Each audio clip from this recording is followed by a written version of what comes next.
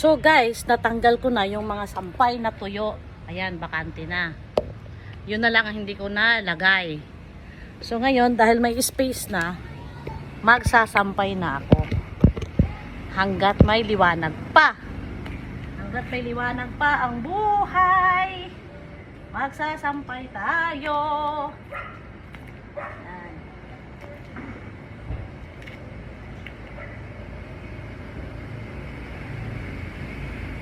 Kaya ako nakasampay guys. Kasi si Butiki may bantay.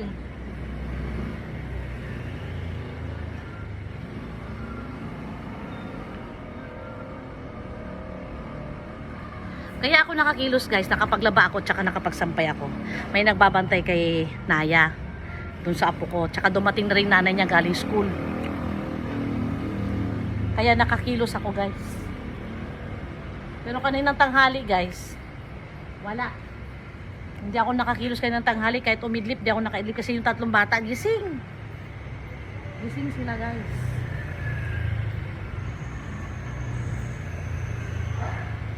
Kaya ngayon, paisi-isi nila ako mag-sampay. Hindi ako nagmamadali kasi may bantay kay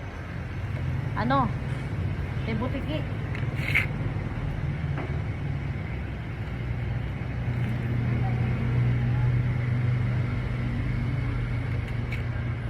Maganda maglaba sa hapon, basta lang hindi umulan. Kasi kinabukasan, bago mananghali, tuyo na. Kasi nakahang na sila.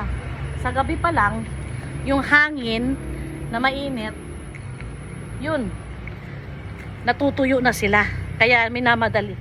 Kaya, tawag nito, mas gusto kong maglaban ng hapon basta maluwag na sa oras. Bye! Thank you for watching!